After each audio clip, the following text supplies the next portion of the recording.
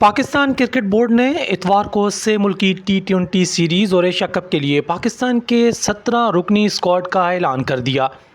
اتوار کو لاہور میں مشترکہ پریس کانفرنس میں چیف سلیکٹر اور director high performance Aqib Javed اور ہیڈ کوچ مائک ہیسن نے بتایا کہ سلمان علی آغا کو 17 رکنی اسکواڈ کا کپتان برقرار رکھا گیا ہے، جبکہ دیگر کھلاڑیوں میں فخر زمان، شاہین شاہ آفریدی، حارث رؤوف، سائم ایوب، خوش دل شاہ، حسین طلعت، محمد نواز، محمد وسیم جونیئر، محمد حارث، ابرار احمد، فہیم اشرف، حسن علی، حسن نواز، صاحبزادہ فرحان، سلمان مرزا اور سفیان مقیم شامل ہیں۔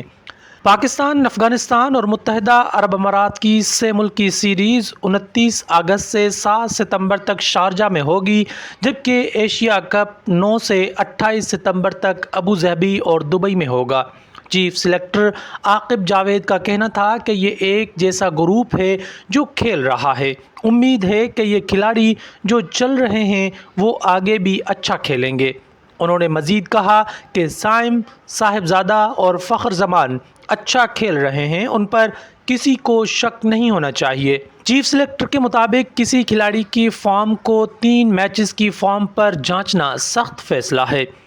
بابر نے پہلا میچ اچھا کھیلا، انہیں کچھ ایریاز میں بہتر کرنے کا کہا گیا ہے۔ صاحبزادہ فرحان 6 میچز میں سے 3 میں مین آف دی میچ رہے ہیں۔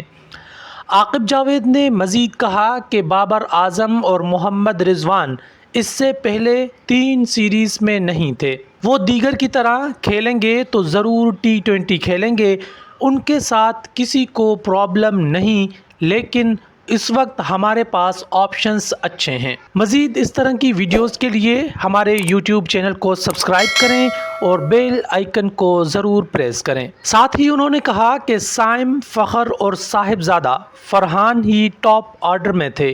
کسی کھلاڑی کو 2-3 میچز کی بنیاد پر زیر غور نہ لانے والی بات درست نہیں۔ ہم یہ نہیں کہہ سکتے کہ اب ہم بابر اور رضوان کو کبھی زیر غور نہیں لائیں گے۔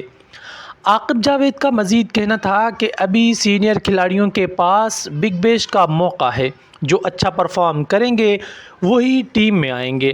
پاکستان ٹی20 ٹیم انڈیا کو ہرا سکتی ہے۔ انڈیا پاکستان کا میچ بہت بڑا ہوتا ہے، یہ 17 رکنی اسکواڈ کسی بھی ٹیم کو ہرا سکتا ہے۔ ہیڈ کوچ مائک ہیسن نے کہا کہ ہم نے 9 میں سے 6 میچز جیتے ہیں، ایک میچ ہم آخری بال پر ہارے۔ ہم نے ٹیم میں زیادہ تبدیلی نہیں کی، جبکہ سلمان مرزا کو بنگلہ دیش میں پرفارمنس کی وجہ سے اسکواڈ میں رکھا گیا ہے۔